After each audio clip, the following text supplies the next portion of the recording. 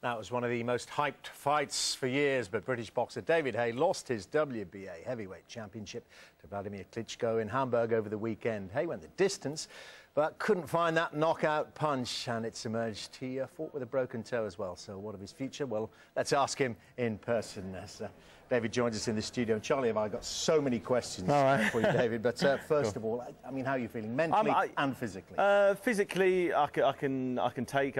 Physical's okay. You know, I'm a professional boxer. I get punched, pulverised in the head for a living.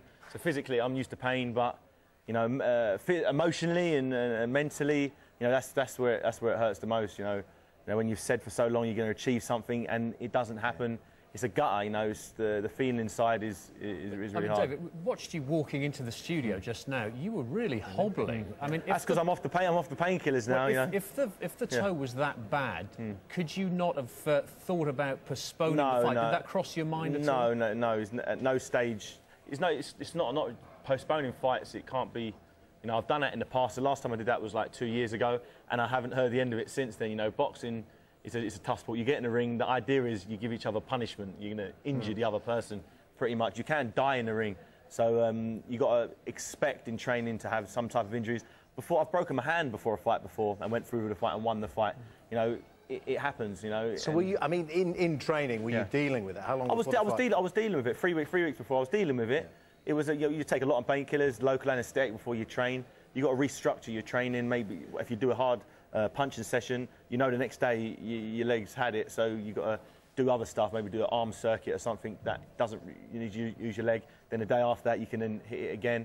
You know, so you work around it. You find things. Obviously, I can't run with it like that, so I used a Versa climber. So I've got to readjust my training. I've done it in the past, and I've won my fights. You know, I've had injuries for my last few fights.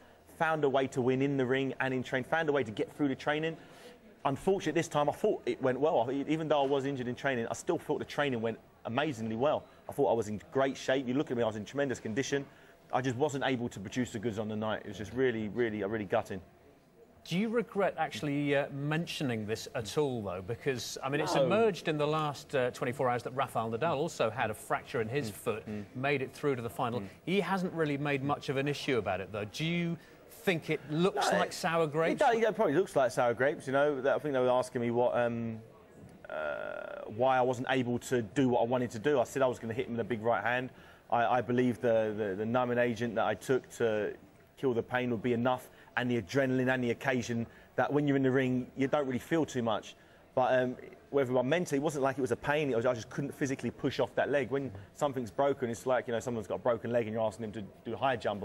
If your leg's broken, there's only so much your brain can compensate for, and I just couldn't push off that right hand like the right foot. But that's why I asked you about in training. Yeah. Did that only happen on the night? That inability to push off? I mean, if it had been happening in training, what was happening? I was having it numbed, local anaesthetic, and it would last for around 2 hours, and that was enough. For me, that was enough. I could do the training I needed to do. You deal with it the next day, whatever pain was causing, but pain, you can deal with pain. It's not a problem. On the night, I had the injection. I think it was about an hour before the fight, which is ample time for the warm up and ring walk. But as it worked out, after half an hour, it wore off. And just before I was about to go out, I was like, I need another shot in my another 3 injections into my foot to numb it. So right before the fight, as I was back, that's why I was with a little delay before my fight. I had to stop, but take my boot off, inject it again with local anaesthetic, numb it again, and then on the way to the ring, I had so many people around me jumping all over me, just trampling on my foot, and you know, and I was walking through rain as well. My feet were completely sodding wet. Little things like that. I'm not saying that was the reason why I lost the fight. The reason why I lost the fight is because Vladimir was better than me. He landed the better shots and won the fight clearly on points. You know, I've got no debate. There's no debating about that. No, but I definitely feel I wasn't able to give my best. That's the background to it, yeah. Klitschko, after the bout, said that he thought you'd been disrespectful to the sport in the build-up to the fight with the things that you said. I was disrespectful to him, for sure. I don't hide that fact. You know, I said I was going to tear his head off. I said I was going to do this. You know, there was a lot of talk. I talked the talk, but I didn't walk the walk. And yeah, so I deserve some criticism. Do you feel silly? No, I don't feel silly because, you know, you know, if it would have worked out my way, it would have been great. You know, everyone would have said, oh, you said you was going to do it and you did it, great. And I said, yeah, I'm the man. But it didn't work out the way I wanted it to. You know, he was just that little bit too good for me. And, you know, I'd love the opportunity to have another crack at it. Seeing though he's got all the belts now, I'm not a title holder. He's the unified champion. I'm just a contender now. And it's a bitter pill to swallow, but I'd love the opportunity because I definitely believe I could do things a little different. Given the opportunity again. So, I mean, that's the way your head's going at the moment, though. That's the only thing I can think. Yeah, of course. You know, I've achieved my goals. When I got into boxing, I always wanted to be the heavyweight champion of the world. I achieved that. I was the heavyweight champion of the world. You know, I had 2 title defences.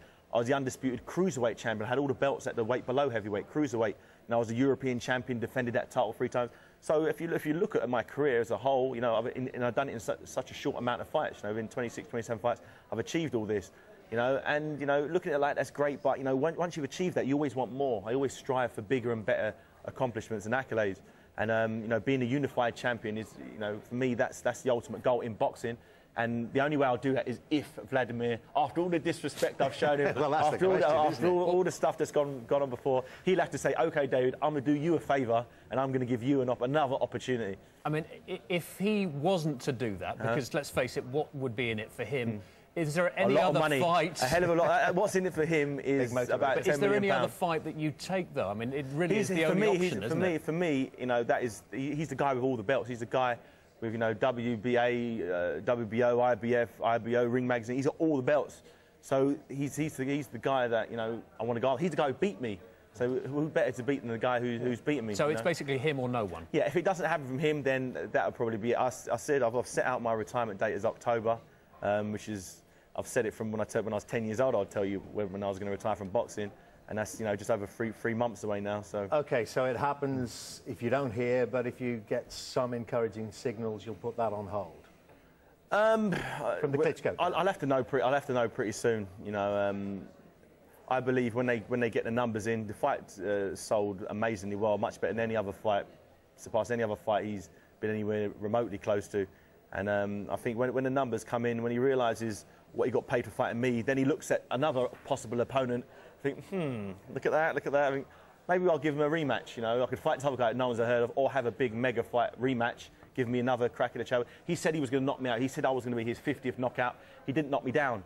So, you know, maybe he'd want to go one better. Maybe after all the disrespect, he'd want to knock me out. Maybe not. Sounds like if there is another one, we're going to get much more of that hype again. Well, yeah, but also, what would you do differently, though? Because Klitschko's basically said, I can't say what I'll do. I can't say what I'll do differently because I don't want to give it away.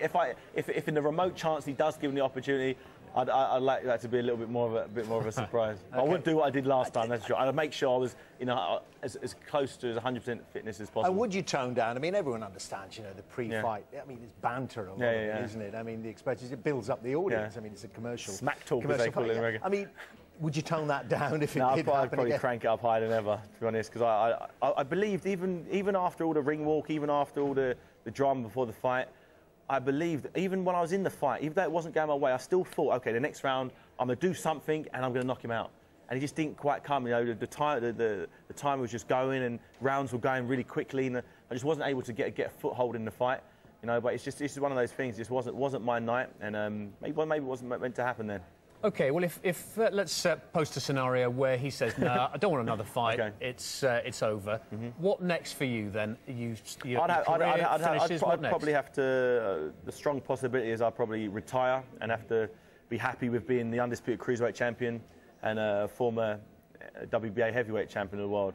You know, there's many boxers out there. I'm the only boxer, other than Evander Holyfield, I'm the only boxer who's won the cruiserweight championship and heavyweight championship. No one ever, other than him, no one's ever done it before. But if you did do that, I mean, people like me say, well, you know, you've got to be certain that's what you want. Yeah. You don't wait a couple of years and then come back out of retirement and start fighting at a lower level, as many other boxers I've seen it happen so many times over the years. You know, a lot of my idols have come back way past their prime, and they're fighting fitter, younger, hungrier guys, and it normally ends up real bad.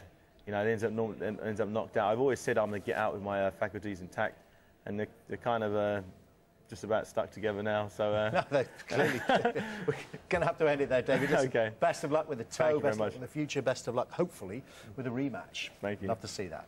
David Haye there.